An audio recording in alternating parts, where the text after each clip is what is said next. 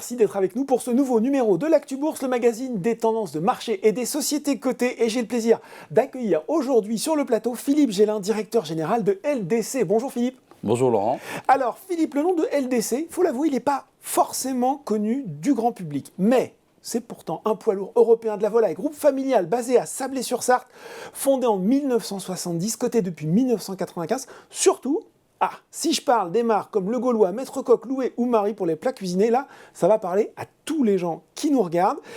Est-ce que, finalement, vous pouvez nous expliquer tout ce que recouvre aujourd'hui l'activité de LDC? Je vais un peu vendre la mèche, je suis désolé Philippe, pour planter le décor, ces chiffres quand même assez dingues. En France, près d'un poulet sur 3 consommé aujourd'hui est vendu par LDC, et c'est même un plat cuisiné sur 2 vendu en grande et moyenne surface.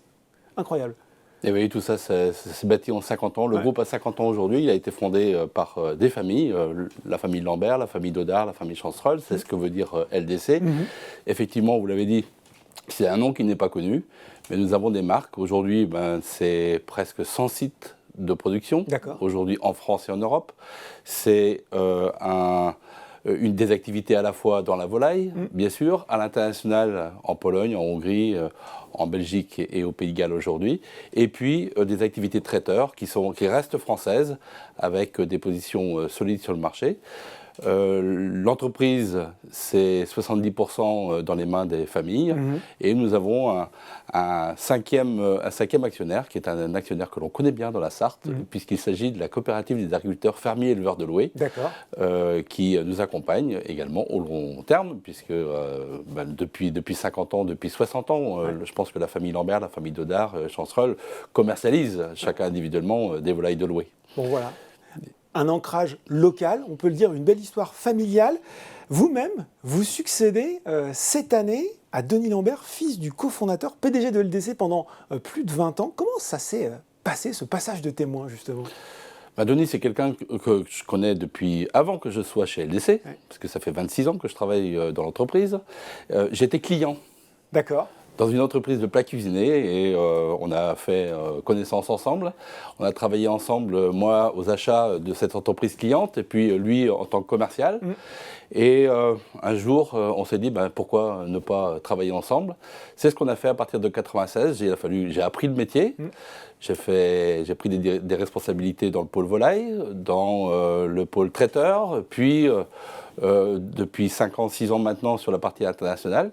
Et comment ça se passe dans la transition? Ça se passe comme ça doit se passer dans une entreprise familiale, de manière très progressive, où j'ai pris la direction, j'ai été nommé directeur général depuis le 1er mars de cette année 2022, et je vais succéder à Denis, qui restera tout près de l'entreprise, comme les autres actionnaires qui, pour des raisons d'âge, ont progressivement quitté leurs responsabilités dans l'entreprise, et avec qui je discute régulièrement encore, et je discuterai encore régulièrement dans les années qui viennent, bien sûr. Très clair.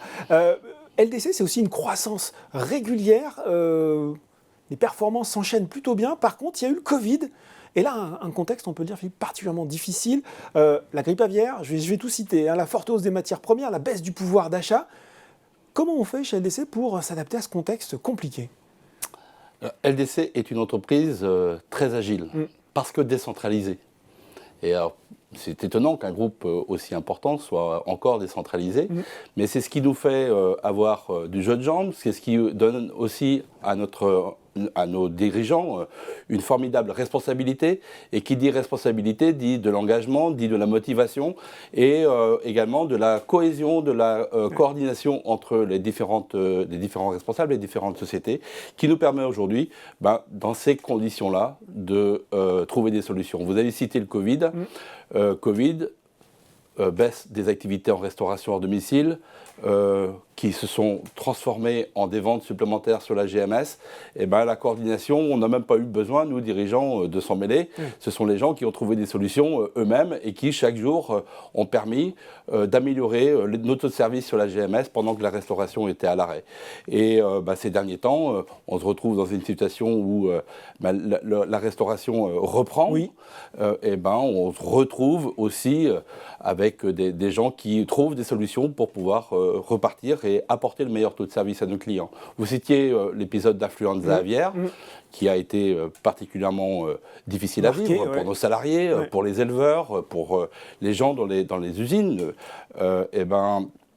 Toutes les autres bassins de production se sont mobilisés pour pouvoir renforcer la production de leur société et pouvoir apporter de la matière première à la société arrivée, Maître Koch qui était principalement concerné, et faire en sorte que les salariés puissent conserver leur travail et continuer à livrer les clients avec le meilleur taux de service. Bien sûr, ça n'était pas un taux de service très, très satisfaisant, mais en tout cas, c'était mieux que de ne rien avoir. Sur la hausse des matières premières, ça j'imagine c'est quand même un vrai sujet pour vous. Sur la hausse des matières premières, ça a été progressif au tout début, puisque ça a commencé fin 2020, et courant 2021, ça a continué à progresser. Nous, il a fallu, étant donné que la volaille, c'est le 60% du coût de revient d'une volaille, c'est le prix des céréales, donc il est important de répercuter l'impact sur le prix à nos clients. Nos marges ne permettent pas d'absorber. En fait, on est des centimiers dans le métier. Et quand l'arrivée du conflit ukrainien, en une seule nuit, les céréales ont pris 100 € tonne du jour au lendemain. Donc il a fallu qu'on explique aux clients ce qu'était notre situation. Et les clients nous ont accompagnés dans cette répercussion qui était nécessaire, de telle manière à ce que nous puissions aussi revenir vers les agriculteurs, leur garantir leur marge et faire en sorte qu'ils puissent continuer à gagner leur vie décemment de leur métier. D'ailleurs, je parle de ce contexte compliqué. Pourtant, quand on regarde les chiffres du premier semestre de votre exercice 22-23, c'est une période qui va de mars à août dernier, on découvre des volumes en baisse, mais finalement un chiffre d'affaires qui progresse. Comment vous parvenez à ce tour de force ? C'est pas un tour de force, c'est simplement qu'on avait des hausses de coûts très importantes. Et on a annoncé dès mai 2022, suite à la hausse des cours juste après la guerre en Ukraine, le début du conflit, on avait annoncé qu'il nous fallait 20% pour pouvoir continuer à maintenir l'entreprise avec un niveau de profitabilité raisonnable. Et c'est ce qu'on a obtenu, c'est ce qu'on a une nouvelle fois expliqué à nos clients. Et on a fini de faire ce travail-là courant août de cette année. Et les clients ont été, quels que soient les clients d'ailleurs, sur tous les réseaux, que ce soit en France ou à l'étranger, ont été compréhensifs pour accompagner nos filières et faire en sorte que la filière volaille continue de se développer, continue de se maintenir en santé suffisante, en tout cas pour pouvoir bien rebondir lorsque l'influenza aviaire, on allait premièrement repartir en production et s'organiser pour mieux la maîtriser.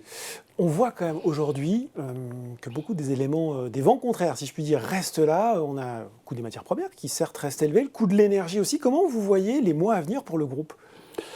Alors pour le groupe, aujourd'hui, les matières premières restent élevées et se stabilisent à un niveau très élevé.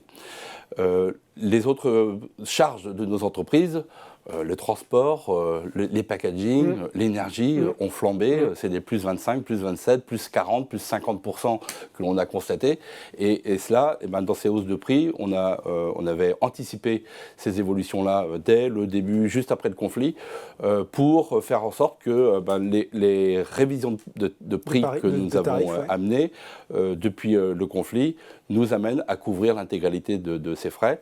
Et sur le second semestre, on a une certaine visibilité, on connaît ses coûts et on pense que si la consommation reste au bon niveau, si nous savons, comme habituellement, comme chaque année, gérer les fêtes de Noël dans les meilleures conditions, et si l'influenza aviaire continue d'être maîtrisée comme on le fait aujourd'hui, résorbée, on a toujours des cas sporadiques qui sont endémiques, mais aujourd'hui, il n'y a plus de contamination d'élevage à élevage parce que les mesures de biosécurité qu'on a mises en place, à la fois chez les éleveurs, dans les différents acteurs de la filière, comprenant bien entendu en fait, nos outils industriels, ces mesures de sécurité s'avèrent aujourd'hui satisfaisantes et efficaces. Si on regarde un peu plus loin ensemble, on voit bien que l'alimentation est en train de devenir, peut-être de redevenir, parce qu'elle avait été peut-être un petit peu oubliée, un enjeu majeur pour les années à venir. Quelles sont vos ambitions stratégiques pour LDC dans les 5 ans à venir ? En France, nos ambitions, c'est de continuer à développer nos activités avec 2 axes principaux. Premièrement, de développer les produits élaborés de volaille, qui sont une tendance aujourd'hui de consommation, où les jeunes générations veulent des produits rôtis, veulent des produits panés, veulent des produits, par exemple, veulent des produits déjà tout prêts à l'emploi, il n'y a plus qu'à réchauffer. Ça fait partie des évolutions de consommation que l'on observe également dans les activités traiteurs, puisque tous nos consommateurs ou tous les Français, de manière générale, disent oui, on consomme beaucoup, on fabrique nous-mêmes, on cuisine nous-mêmes, mais c'est tellement pratique, quelque chose de tout préparé, c'est tellement pratique aussi. Que ces produits-là, aujourd'hui, continuent de se développer. On a aussi récemment fait une petite acquisition dans le domaine de l'œuf qui nous permet en fait d'aller sur les produits élaborés d'œufs, des œufs cuits, des choses comme ça, qu'on n'avait pas aujourd'hui dans notre portefeuille et qui vont nous permettre de continuer à développer ces activités-là. Et puis, si je raisonne international et traiteur, on souhaite continuer à nous développer, bien entendu. On a une marque Marie qui aujourd'hui a établi une relation avec les consommateurs qui est assez intéressante parce que c'est une relation de confiance, de transparence des ingrédients, aussi, des produits qui sont très pratiques à l'emploi et surtout qui sont bons, ce qui permet que les consommateurs rachètent ces produits-là. Ça, c'est important. Et nous souhaitons continuer à renforcer nos activités déjà existantes, mais on est aussi à regarder d'autres pistes de croissance externe qui nous permettraient de renforcer notre présence sur le rayon traiteur. Sur l'international, on est présent dans 4 pays. La priorité, c'est de nous renforcer dans ces 4 pays où nous sommes déjà, mais on n'exclut pas de regarder sur d'autres pays avec des critères qui sont les nôtres, assez exigeants en matière de typologie d'entreprise. On n'exclut pas de regarder dans d'autres pays européens uniquement. Bon. Forcément, on est sur Boursorama, on va avoir un mot sur le cours de bourse, titre qui est stable depuis le début de l'année, malgré, on vient de le voir, un bilan solide, de belles perspectives. Qu'est-ce qu'il faut, à votre avis, pour donner un peu plus d'appétit aux investisseurs sur le titre LDC ? Il faut sans doute un peu plus de liquidité. Puisque l'entreprise est une entreprise familiale, qui est une entreprise de long terme, qui délivre régulièrement une performance. Mais vous avez raison, le cours de bourse qui était encore celui d'il y a un mois était... pour nous, on est en dessous de la valeur de l'entreprise, c'est certain. Donc aujourd'hui, délivrer des résultats un petit peu en amélioration, même si... Et pouvoir, dans ce contexte-là, maintenir déjà nos résultats, que ce soit en pourcentage de notre chiffre d'affaires, c'est une bonne performance. Amener de la liquidité supplémentaire, c'est un sujet que l'on a ouvert en interne et dont il est encore un peu trop tôt pour aborder cela de manière complètement ouverte. Mais c'est un sujet dont les actionnaires familiaux ont pleinement conscience et je pense qu'on pourra se donner rendez-vous dans un an avec des réponses à ce sujet-là. Et ben voilà, rendez-vous est pris dans un an. Merci beaucoup Philippe Gélin, directeur général de LDC, d'avoir présenté pour nous les perspectives du groupe. Merci beaucoup Laurent. L'Actu Bourse, c'est fini pour aujourd'hui. À très bientôt pour un nouveau numéro.